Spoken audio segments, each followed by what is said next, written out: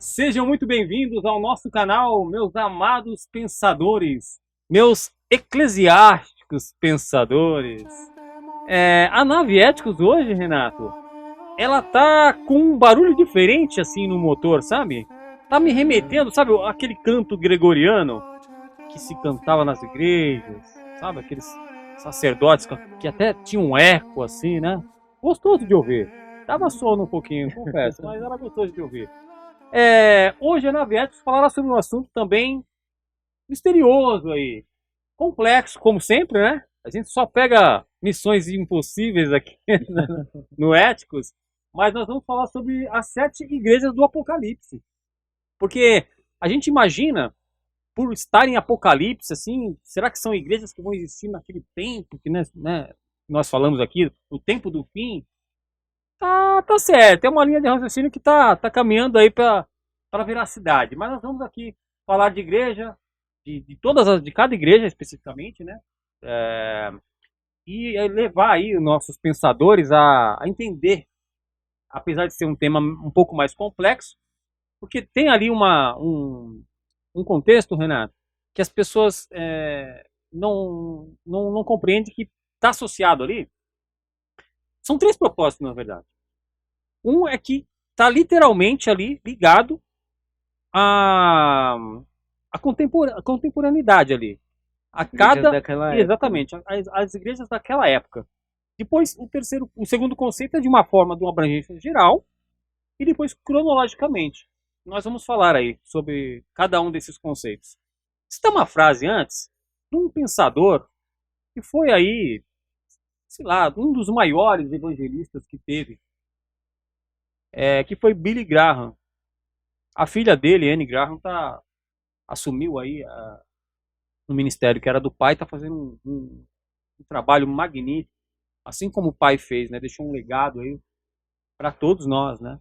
Billy Graham dizia que a Bíblia ela não ordenava que a igreja é, ela busque os pecadores. Aliás, ela não ordenava que os pecadores tinham que ir para a igreja, mas ela ordena que a igreja tenha que ir até os pecadores. E é muito interessante isso, porque hoje a gente tenta. A gente vê um caminho, experimenta daquele caminho, aquele caminho é bom. A gente quer que as pessoas, né, venham também, mas não pode ser pela força do braço. Cada um tem que ter a sua experiência, né? A sua experiência própria. Renato, o livro do Apocalipse foi escrito mais ou menos ali entre 95 até 100 DC, depois de Cristo. João foi exilado na ilha de Patmos e ele entra ali ele entra em sintonia com Deus. E Jesus o revela para ele acerca dessas coisas que estão contidas, né, as cartas que estão contidas ali, para se referirem às igrejas, às 7 igrejas. É, vamos falar sobre cada uma das igrejas, Renato.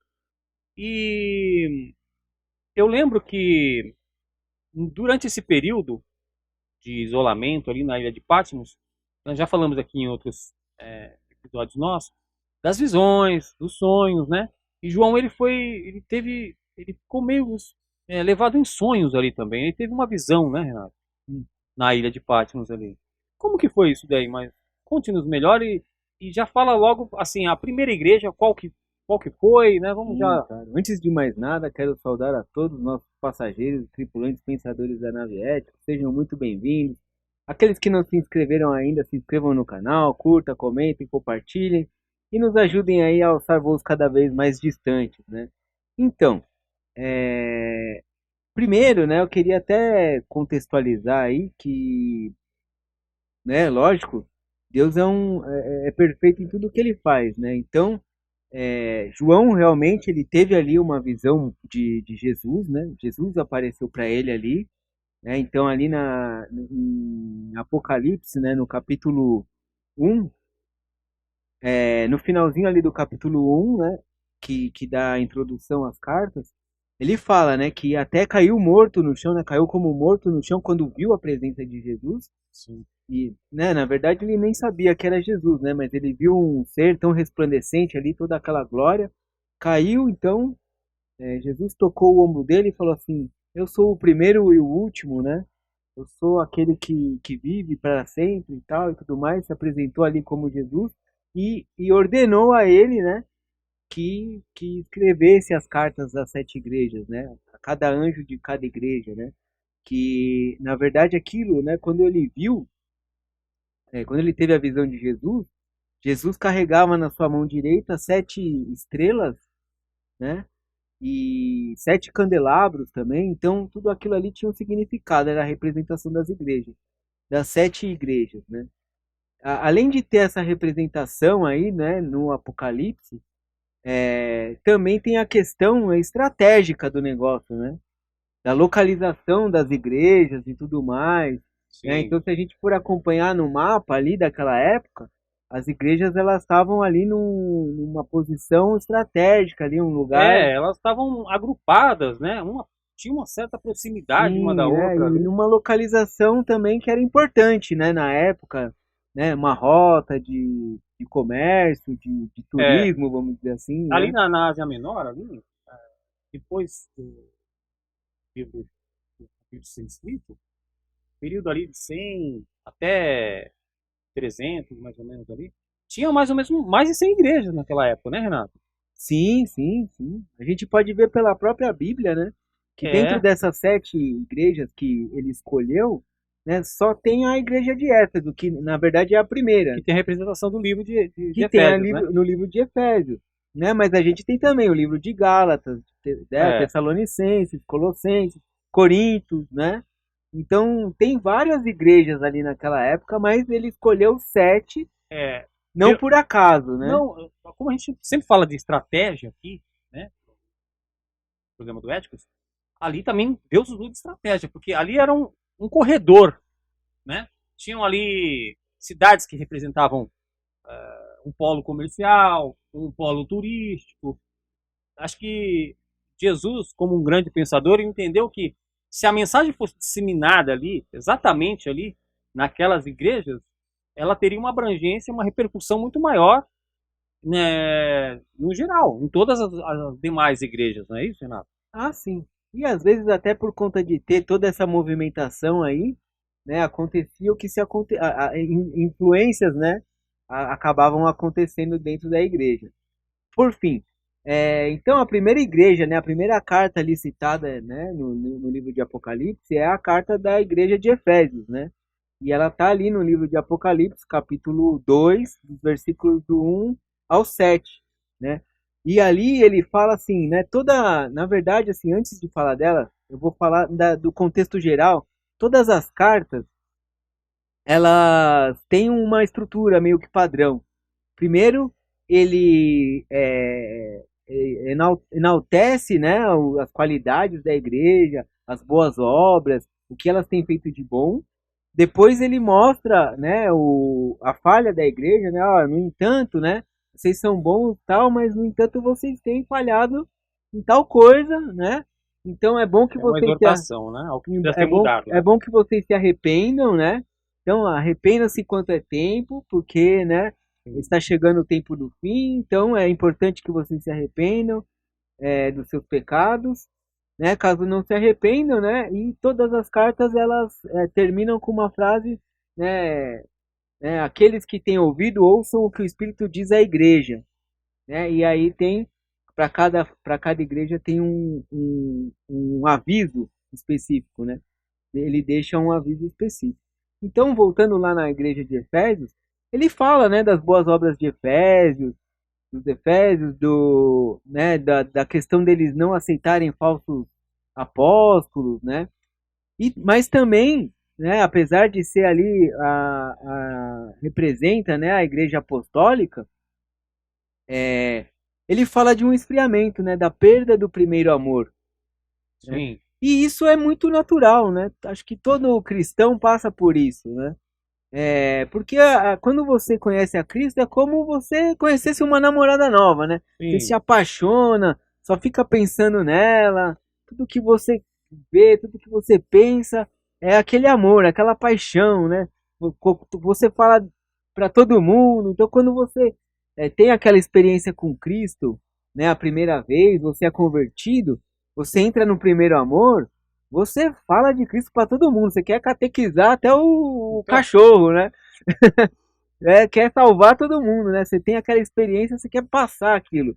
Mas, né, no dia a dia, na rotina, né, conforme o tempo vai passando, até por conta também da modernidade, né? A vida, a não, eu digo sociedade assim, até moderna. por conta das pessoas, às vezes, não dá, né, aquele certo valor para aquilo que você tá falando, né, tipo, né, pô, Ah, é a perseguição do aí Pedro da a Cruz, né? pessoa acaba se esfriando, acaba vendo, poxa, eu tô me esforçando aqui, as pessoas não querem dar ouvidos ao que eu tô falando, é importante, pô, eles não veem, né, a importância que tudo isso tem, e aí a pessoa vai se esfriando, né?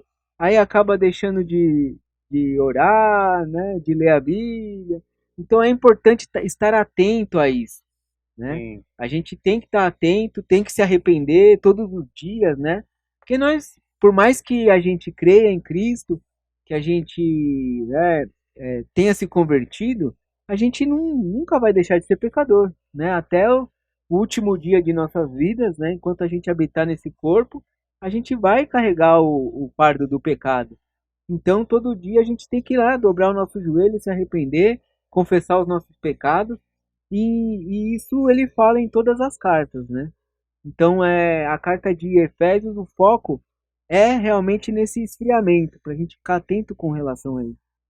É, a igreja de Éfeso, ela abrangeu aí a referência, né, desse período da igreja, foi de 30 até o ano 100 descer ali.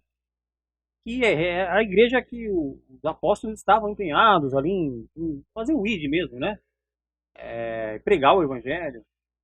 Atualmente, a cidade de Efésios, que é uma das cidades mais antigas também do mundo, ela fica na Turquia. Ela tem muita história, historiedade ali, bíblica, né? Éfeso, no tempo da Bíblia, por exemplo, ela era uma das sétimas maravilhas do mundo antigo. Tinha ali o templo da deusa Artemis, né? A Diana dos Efésios. Então muita gente vinha ali para a cidade para poder, por isso que também Deus escolheu Éfeso ser uma das sete igrejas, né? Porque ia expandir muito ali a mensagem do evangelho, né? Ela recebia muitos peregrinos. Em 2015, por exemplo, ela foi eleita Patrimônio Histórico da Humanidade pela Unesco. Tem uma cidade que tem ali, né? E o nome Éfeso também tem uma curiosidade, chama desejável. O significado da palavra Éfeso, né? É desejável, porque também as pessoas olhavam aquela ostentação, né, do templo, né, que era uma coisa que hoje é como se você fosse ver a Torre Eiffel, o Cristo Redentor, ver o templo de Artemis, a deusa Artemis, né? E aquilo era desejável, era uma representação de poder, né? É, bom, então tem muitas coisas aí. Vamos prosseguir para a próxima igreja, então. Qual que é, Renato? Então, aí a segunda igreja é a igreja de Esmirna, né? Então tá ali em Apocalipse 2, do versículo 8 ao 11. Então fala ali da carta à igreja de Esmirna, que era uma igreja muito perseguida, né? Era uma igreja martirizada. Então ela tem essa representação aí. Ela não tem assim uma exortação em si, mas tem ali um aviso de esperança, né? Uma atenção assim, porque como era uma igreja muito perseguida ali, ali naquela região tinha muitos judeus e tal, os cristãos ali eram muito martirizados, né? E então ali naquela carta Jesus deixa ali um aviso de esperança para eles, né? Então para que eles continuem firmes ali, mesmo com tanto sacrifício, né? Porque haverá uma recompensa Para no eles não final. perderem a fé, né? Não perderem a fé, terem uma esperança, perseverarem, né? Diante de todo aquele sacrifício, toda aquela perseguição, porque eles serão recompensados, né? Então, esse é um recado para todos nós, né? Porque a vida realmente é difícil. E a gente tem que acreditar sempre, independente da circunstância, quem nos traz a paz, a verdadeira paz, né, que excede todo entendimento, é Cristo. E nós temos que estar focados nele, né, para passar por qualquer tipo de adversidade, né, e mesmo com relação à morte, né, porque naquele tempo as pessoas eram mortas, né, os cristãos eram mortos. Você não podia, né, se descobrisse que Professar você muito a era sua fé cristão, você era jogado explicitamente, na né? cova dos leões, né, era enforcado em praça pública, né, era crucificado de ponta cabeça, Sim. né? Então era difícil, era um período difícil. E hoje em dia também é difícil, né? A gente tem que ter essa consciência que a gente não pode abrir mão dos nossos valores independente de qualquer coisa, porque sendo fiéis ali nós teremos uma recompensa no fim de Você tudo. falou de perder a fé, Renato. Isso me lembrou um filme de Bram Stoker, Drácula. Um Ah, clássico, né? O filme ali conta a história do Conde Vlad ali, né? E o filme conta com excelentes atores, Gary Oldman, Anthony Hopkins, a Winona Ryder também, Ken Reeves. É um filme clássico, assim, recomendo assistir. Mas tem uma cena em que o Drácula ali, representado pelo Gary Oldman, ele foi para uma guerra e os turcos ali depois mandaram uma carta falsa para o amor dele, que era o Winona Ryder, né? Dizendo que ele estava morto. Ele foi para a batalha e prometeu a ela que voltaria. Só que enganaram, né? Colocaram essa carta para ela como se ele estivesse morto e ela se matou, se suicidou. tipo Romeu e Julieta, né? Mais ou menos isso. Quando ele voltou, aí tem a cena dele entrando na igreja. Tem um sacerdote ali que é representado pelo caçador de monstros ali, Van o Helsing. Van Helsing, né? Interpretado pelo Anthony Hopkins. E aí o Drácula entra, ele faz um estardalhaço todo ali dentro da igreja, ele manifesta ali a perda do amor a Deus. Até então, se você for ver o filme, no comecinho do filme, ele vence a batalha, ele até beija a cruz. Ele beija o crucifixo. Depois que ele vê que o amor dele foi morto ali, quer dizer, foi morto, tirou a própria vida, né? Ele se indigna contra Deus ali. Ele pega a espada e golpeia a cruz num sinal de revolta, né? A gente sempre aqui contextualiza os filmes, né? Porque também é uma maneira ali dele estar perdendo a fé, né, Renato? A gente aqui Sim. estuda a teologia, a escatologia, mas Ali nós, é nós uma somos apostasia cinéfilos. mesmo, né? Não é É, nem um esfriamento, é uma apostasia, né? é uma fantasia. Às vezes a gente traz muito aqui os filmes aqui para poder. O filme é uma maneira de você absorver melhor, né? Ler você absorve bastante lendo, mas no filme a gente absorve muito mais, né? Então a gente sempre vai mencionar os filmes aqui. Bom, a igreja de Esmirna, o nome Esmirna quer dizer mirra, que é ali uma planta que é usada muito na medicina, né? Como fonte medicinal, na indústria de cosméticos também, perfumaria, né? Extrai ali. Uma planta que tem há muito ali nas regiões ali de Israel, o caule delas ali, eles extraem ali um princípio, né? E consegue ver que ele tem propriedades ali anestésicas. E aquilo tem um gosto amargo, Renato. Representa amargura, porque como você mencionou, os cristãos eles eram martirizados ali no Coliseu Romano, né? Era nessa época aí. O período que a igreja representa, a igreja de Esmirna, é de 100 a 313 depois de Cristo, né? E é o período do martírio da igreja. Período que a igreja foi mais Foi mais perseguida. perseguida, ferrenhamente ali, pelos imperadores de Roma ali, né? Eles exemplificavam ali a sua fúria, a sua ira contra os cristãos. E dessa forma, né? Punindo com a morte. Bom, vamos lá, nossa próxima igreja, qual que é, Renato? Então, a próxima igreja é a igreja de Pérgamo, né? Então tá lá em Apocalipse 2, dos versículos 12 ao 17, né? E ali a igreja de Pérgamo, né? Jesus, ele fala das boas obras e tal, mas ele ressalta que lá no meio, né, dos cristãos ali, existem muitos pagãos, né? Então Pérgamo era uma cidade ali onde tinha o altar de Pérgamo ali, né? Até chamado como trono de Satanás, porque tinha ali um altar que foi feito a Zeus, né? Sim. E eles tinham muitos costumes ali pagãos. Então aquilo acabou se misturando, né, com a igreja, né, de Cristo. Então, além de, né, de eles, muitos, né, cristãos ali, eles não conseguiam abandonar os costumes pagãos. Então, isso aí tem realmente uma relação, né, com a nossa fé. Porque muitas vezes a gente, mesmo estando ali, né, firme na fé, tal, lendo a Bíblia, às vezes a gente não consegue se desprender de certos costumes, né, culturais, né, que vão contra os ensinamentos da Bíblia, né, os ensinamentos de Cristo. Então, ele tem essa questão de mostrar esse ponto, né, nas nossas vidas, de que é preciso estar atento a determinados costumes e abandoná-los, né? Sim. Então, é importante sempre, né, sempre vem, nas cartas sempre vem ali a questão do arrependimento, né? Porque o evangelho realmente é voltado a isso, né? A gente se arrepender constantemente e abrir mão, né, de determinados costumes, tradições ou rituais ou, né, hábitos, Sim. né, que vão contra aquilo que a Bíblia ensina, né, que a palavra de Cristo ensina. A palavra Pérgamo, ela quer dizer casamento.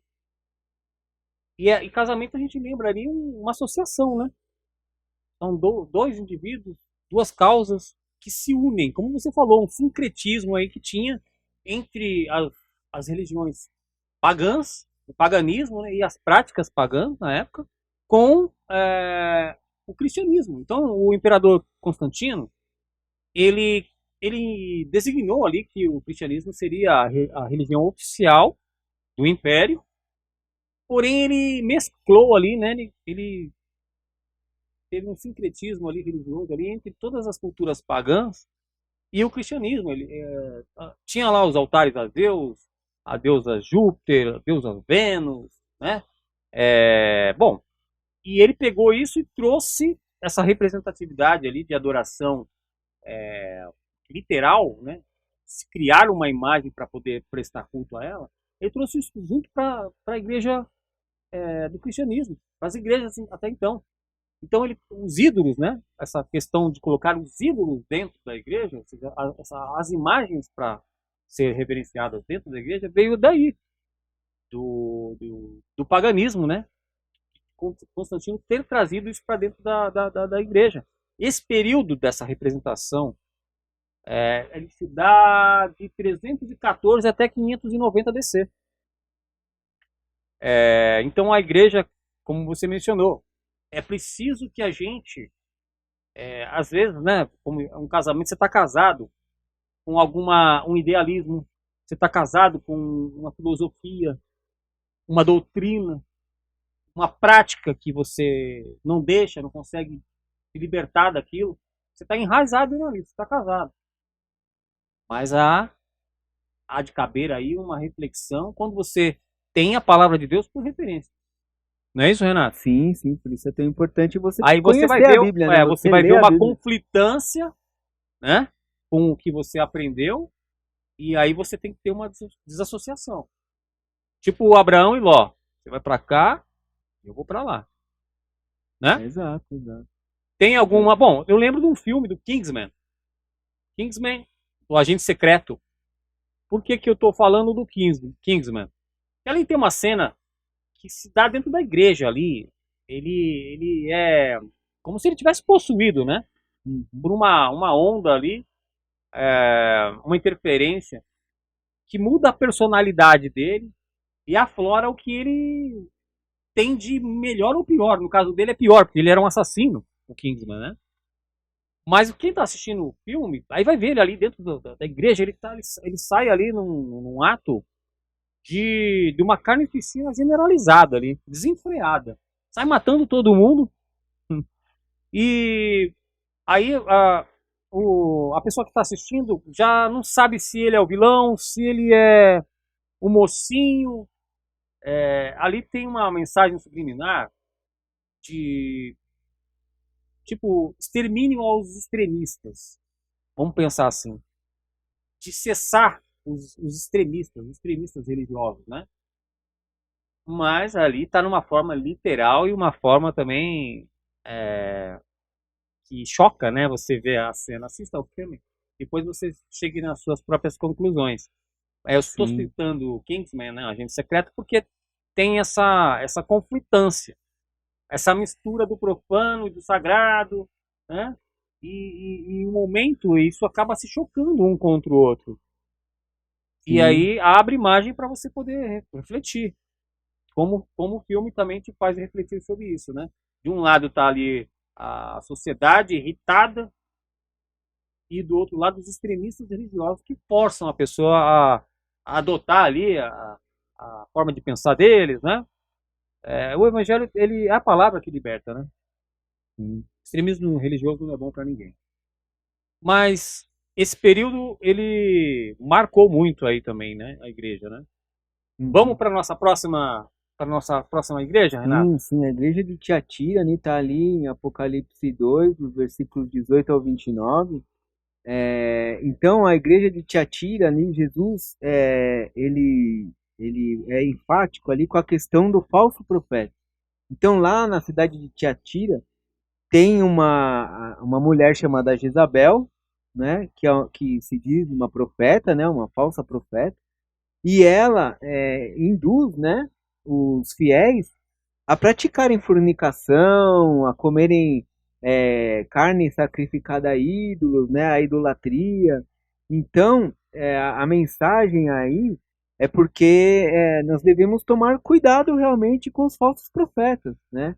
Então, como que a gente faz isso? Conhecendo a palavra. Ah, sei, sem Então, dúvida. aquele que conhece a verdade, né, que a verdade o liberta, né? Então, como que você faz isso? Lendo a palavra, buscando o Espírito Santo, porque o Espírito também ele ajuda você a compreender, né, o que a palavra de Deus quer dizer, né? Então, é importante a gente ter o conhecimento para quando vier alguém falar alguma coisa assim, ah, não, mas Deus, não sei o quê, né? Você sabe como, não, isso não está na palavra. Então a mensagem ali para a igreja de Tiatira é exatamente essa, né? E ele é muito enfático em dizer que ele vai mandar um juízo, né, sobre aquela falsa profeta e sobre todos aqueles que a seguem. Sim. Então, porque eles se arrependam, né, antes, né, que seja tarde, porque o fim está próximo. Porque todos aqueles que seguem o falso profeta também serão exterminados, vamos dizer assim, né? Serão Unidos, né? punidos de acordo com a vontade de Deus, né? Tiatira, ela tá ali entre o período de 590 até 1517 DC, depois de Cristo. Tiatira, o próprio nome quer dizer sacrifício contínuo. Foi um período em que a igreja ela reinou, né, sem oposição ali. É um período que toda a liturgia da igreja ali, né, católica ali, ela foi disseminada e não tinha oposição a isso, sabe? Não tinha um questionamento, que é o que a gente fala sempre aqui no Édipo, né? Que a gente leva os pensadores a um questionamento. Eu escutei uma excelente frase, só não vou saber quem foi o pensador, mas num outro programa eu vou tentar trazer o nome dessa figura aqui. Que hoje nós temos muito a questão dos influenciadores, né? Tem a parte boa disso, eu até acho que sim, tem a parte boa, né? De você influenciar as pessoas positivamente. Mas a gente vê cada coisa aí também na internet que é um absurdo, né? As pessoas tentando entrar na mente das pessoas e meio que uma forma de impor ali uma opinião, né? Conceitos, É, né? aí Valores. a frase fala assim: só existem os influencers porque existem os idiotas. Mas assim, é uma frase meio extremista. Mas se a gente for ver, a pessoa que se deixa influenciar, Ah, eu não posso gostar da cor branca porque o fulano, ele ama a cor azul. Eu também vou ter que, sabe assim, é esse tipo de coisa. Parece besteira, mas a gente vê isso num modo muito amplo, Renato. A pessoa passa a perder é, a sua liberdade de expressão, né? De falar, de ter um gosto específico e tudo mais. Uhum. E eu estou citando isso porque na igreja de Tiatira, eles meio que ditavam um conceito religioso, né? De dogmas, doutrinas, tradições que eram trazidas ali, tudo desse paganismo todo, e as pessoas se condicionavam e se escravizavam naquele sistema. Eles eram os influencers da época, vamos pensar dessa É forma. importante lembrar, né, que nessa época as pessoas não tinham acesso à palavra, né? Não, não tinham. Então, por isso que acho que tem essa representação aí relacionado à igreja de Tiatira com esse período aí, né, de Sim. domínio da igreja A igreja, católica. a igreja não, a Bíblia era aberta, primeiro que não tinham traduções das escrituras, tá? Então a Bíblia era aberta em praça pública, abria, aí tá ali é, o, Padre que lia, ele né, lia ali, né? em latim, né? Exatamente. E de uma brevidade muito grande, abria, fechava-se a Bíblia e só, quer dizer, o povo comia por conta-gotas. Não tinha o alimento que hoje nós temos aqui farto. Vamos lá, qual que é a nossa próxima igreja, Renato? Sim. Então, a quinta igreja, né, a igreja de Sardes, que está ali em Apocalipse capítulo 3, os versículos do 1 ao 6, né? Então, a igreja de Sardes ali, Jesus, ele fala da questão da aparência, né? Eles aparentam estar vivos, mas por dentro estão mortos. Então, é um alerta para muitos que assim querem demonstrar que tem uma fé, né? Querem se pôr como religiosos, mas não praticam exatamente, né, o que está na palavra, né? Então é uma fé vazia, né? Então a pessoa quer se mostrar viva, quer se mostrar religiosa, vamos dizer assim, mas por dentro, na verdade, está morto, né? Não age de acordo com aquilo que professa, né? É uma hipocrisia ali, né? E a cidade de Sardes também havia muita riqueza, então, tipo, vamos dizer assim, era uma ostentação, Sim. né? E ali, né, querendo demonstrar uma fé que na verdade não existia, né? Então Jesus mais que ninguém é capaz de ver isso, né? Porque ele conhece o coração de cada um. Então ele sabe quando a fé é genuína ou é uma fé só de aparência, de querer demonstrar que está fazendo o bem, né? De uma questão de, de ego, né? Sim, de, de, satisfação de própria. satisfação própria, de querer, né, se vangloriar a custas, né, da fé. E na verdade não é isso que o evangelho professa, né? A gente não é merecedor de nada, né? A gente tem que ter gratidão, né, por ter um Deus tão misericordioso e bondoso, né, que nos salvou, né, mesmo a gente não merecendo, né? Então a gente não tem que buscar a fé em troca de nada ou para demonstrar nada, né? É Sim. simplesmente adorá-lo porque ele é grandioso, né? Como diria João Batista, é necessário que tu cresças e eu diminua. Bom, a igreja de Sardes foi onde começou. Sardes quer dizer remanescente, é o significado do nome. Quando começou a reforma protestante.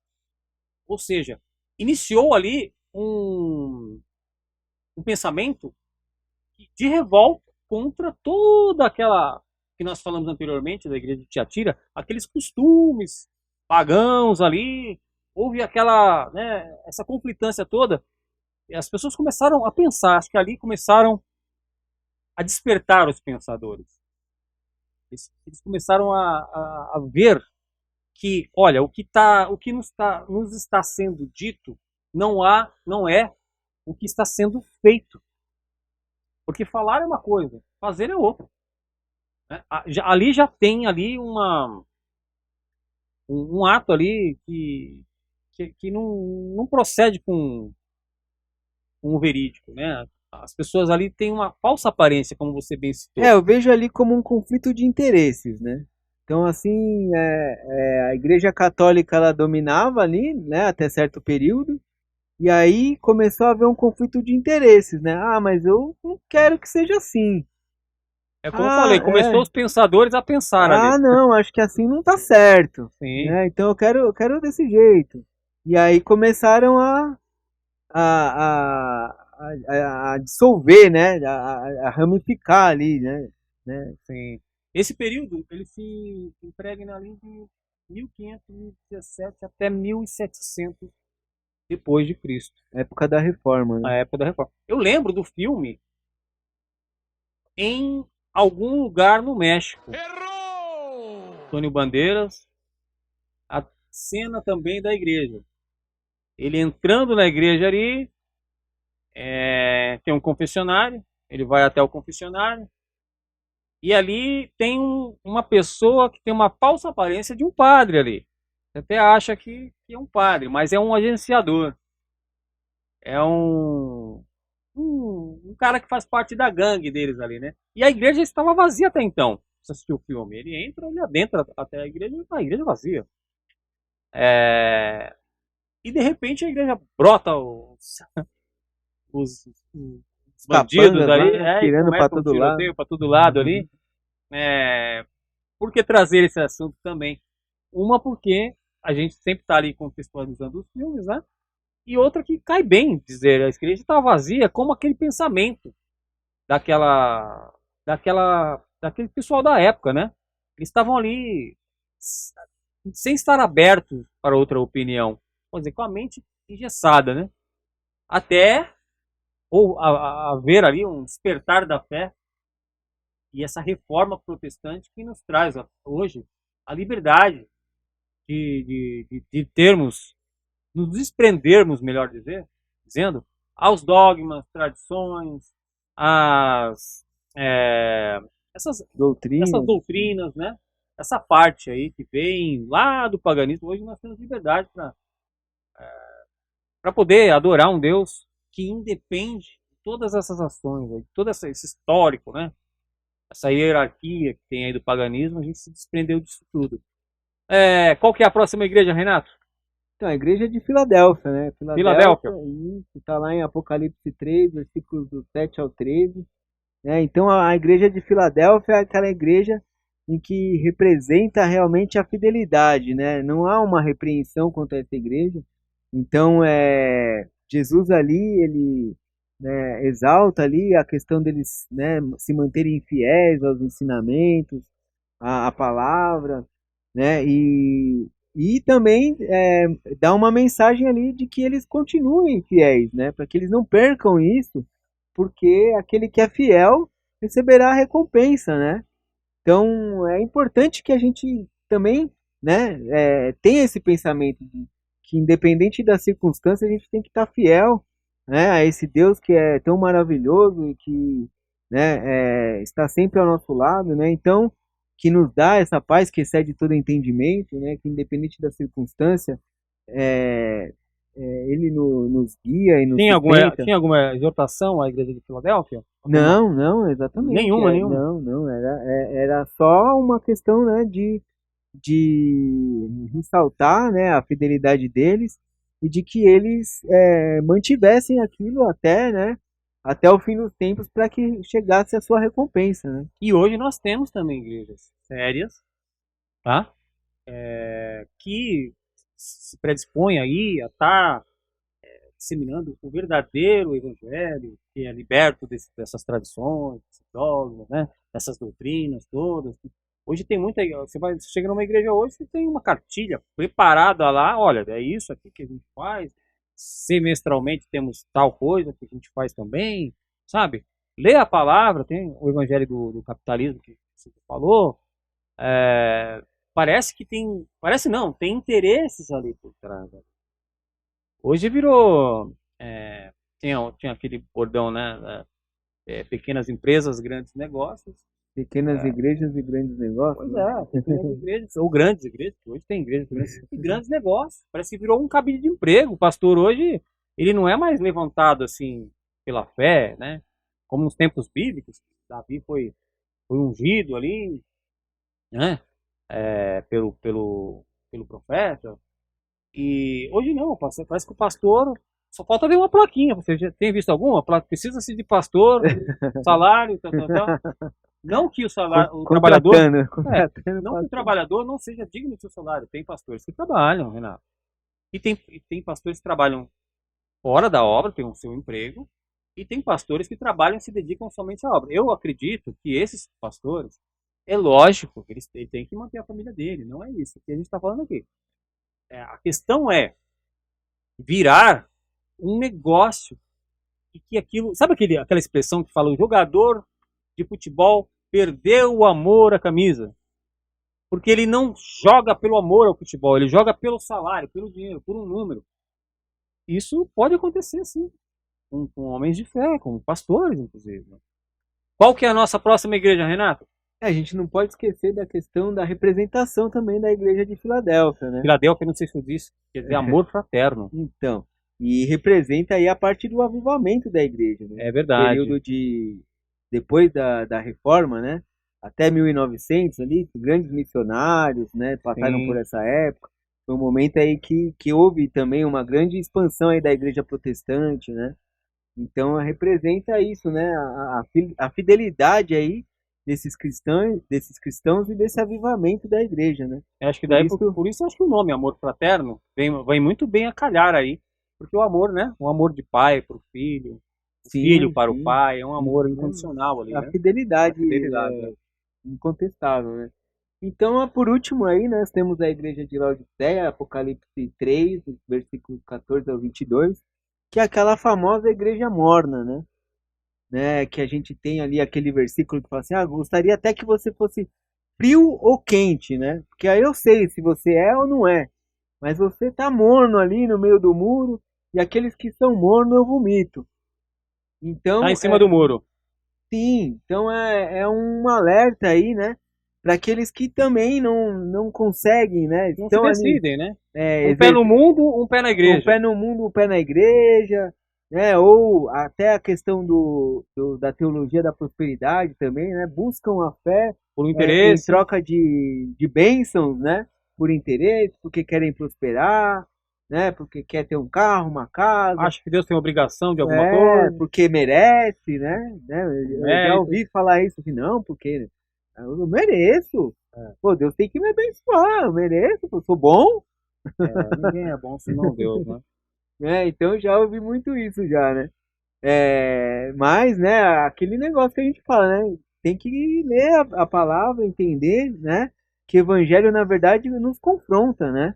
O evangelho nos confronta. Se você ouve uma pregação que não te confronta, que não É. coloca você para baixo, né? Não faz Assim, você questionar, que não né? faz você questionar o seu pecado, Não foi uma pregação. não é o verdadeiro evangelho, né?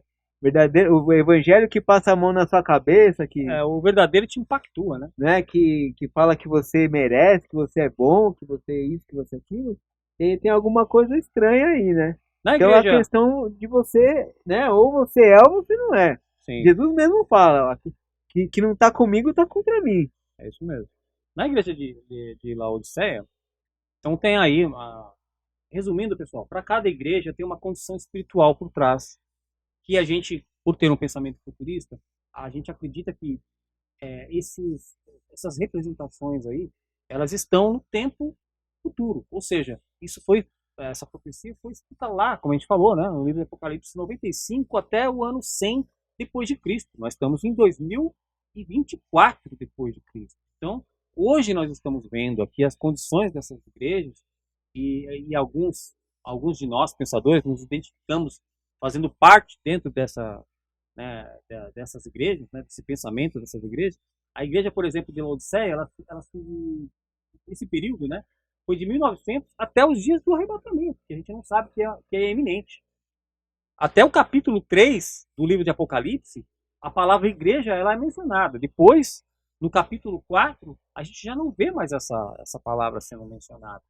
E tem uma curiosidade também, né, Renato? Ali logo no comecinho do versículo, o capítulo Ali 4. o capítulo 4, né, o início do capítulo 4 é aquela questão que fala quando João, né, tá ali e ele ouve uma voz dizendo suba aqui, Olha né? aí, a igreja foi arrebatada E mesmo. aí a gente entende aí que é o momento em que a igreja é arrebatada, né? Sim. Que a igreja vai ao céu.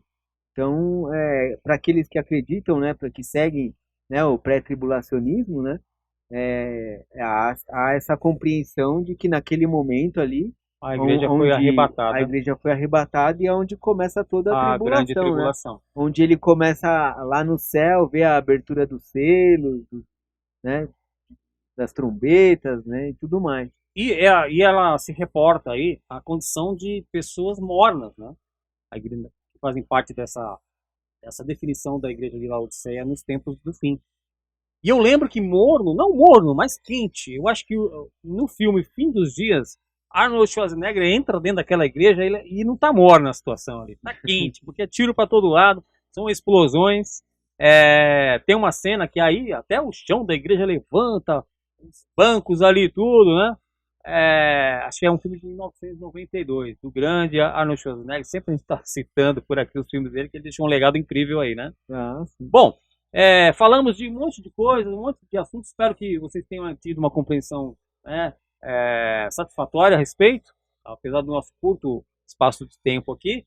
Falamos dos mártires. Você citou a igreja de Esmirna, né? Que tinha os mártires que viviam lá no Coliseu Romano, né? Então, muitas pessoas têm curiosidade, Renato, de saber como os apóstolos de Cristo morreram, né? Como que foi o martírio de cada um deles ali, e até propriamente o martírio de Jesus Cristo também, né? Como que foi ali? Hoje a gente viaja para Israel, tem ali a Via Crucis ali, né? Tem cada parte que Jesus parou, tem uma representação ali, uma placa indicando como foi e tal. A Via Dolorosa, chamada Via Dolorosa. Mas vamos então falar no nosso próximo episódio do Éticos sobre os mártires, os grandes mártires, né? Que pregaram aí o Evangelho.